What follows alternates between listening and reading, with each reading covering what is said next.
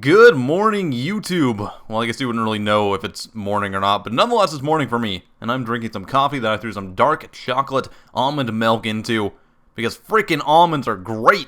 Oh wait, you were expecting a video? I mean, I guess that could be a thing, but seriously though, I'd rather talk about this almond milk. So, almonds were first discovered back in the 16th century.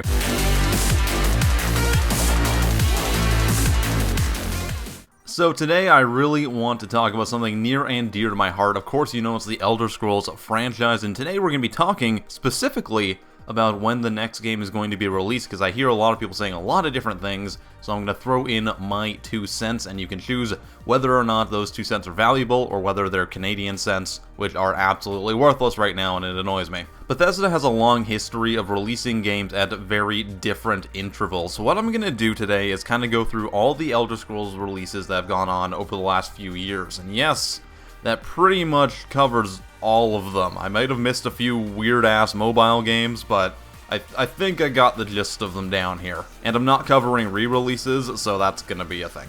And the purpose of this is to try to find a pattern that dictates when the next game could possibly be released. So let's jump right into it with 1994's The Elder Scrolls Arena. Yes, this game is literally as old as I am. The first game released in the series and the launching point for the juggernaut that we see today, followed in 1996 by The Elder Scrolls II Daggerfall. Of course, the sequel to it refined a few of the mechanics in it, but overall was largely the same.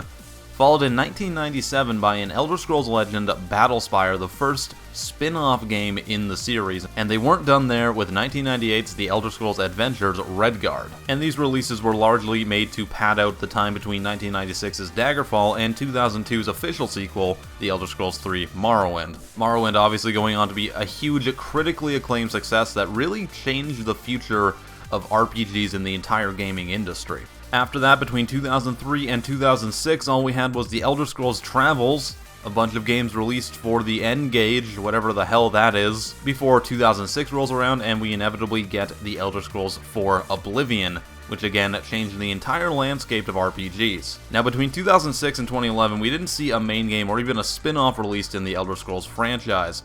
However, this was when Bethesda released Fallout 3 in 2008. And why am I bringing up Fallout 3 in this Elder Scrolls list? Well, largely, they are very similar games. They're both very similar RPGs, just with a different aesthetic. And some people are going to rage and fight me on that, but they are similar, and I like both games. And one would assume they did please a lot of the same people that are fans of both series, so I think it's a relevant thing to toss in there. Of course, that all led into 2011 when we saw the release of Elder Scrolls V Skyrim, which again was a huge hit because, you know, at this point, people were saying, like, well, it's an Elder Scrolls game. I'm gonna buy it. It's gonna be a thing that happens. After that, Bethesda kind of switched gears in the franchise and allowed the Elder Scrolls Online to be released in 2014, with their new expansion being detailed this year, and the game is still going strong, especially on the console market, where their competition is significantly less. And after that, we have the Elder Scrolls Legends card game being tentatively released in 2016. We're not entirely sure, but that sounds like the date. Alright, so numbers, games, years, what does it all mean?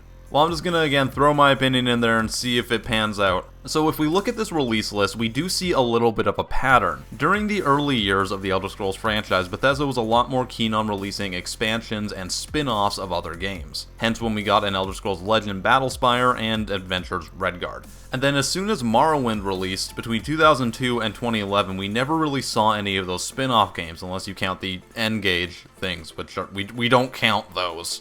And while the main titles in the series when they were released were very beneficial for Bethesda, it did leave a lot of fans waiting anxiously for the next game. And I feel like after the release of Skyrim, Bethesda kind of figured out that yes, people do want to play another Elder Scrolls game, but since there's such big games to create, there's no way that they could possibly do that.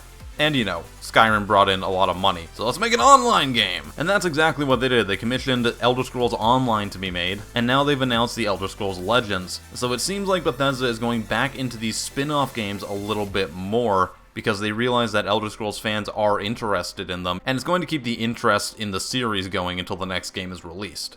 We also know that Bethesda is working on 2 other projects before Elder Scrolls 6 is released. And if you watched my last video, you'll understand why I think that one of those games is a spin-off akin to Battlespire or Redguard of years past. And if that does turn out to be true, I expect that spin-off game to probably be ready around 2018, just before Christmas. That being said, when do I think that The Elder Scrolls 6 will be released? Well, I think it's pretty easy to actually kind of guess at right now. Based on all this information and one more tidbit, I think that The Elder Scrolls 6 will be released on Tuesday, November 19th, 2019. We already know that the game is a few years off and Bethesda really wants to deliver a polished product. Whether or not that happens is up for debate, but whatever. And a few years in Bethesda's time, one could argue probably means around 3 or at least 2.5. So I think that in 2019, coupled with the releases of these other spin-off games prior, it's a great year to release another full Elder Scrolls title, and it gives Bethesda enough time to make sure that it's good. Why Tuesday, November 19th?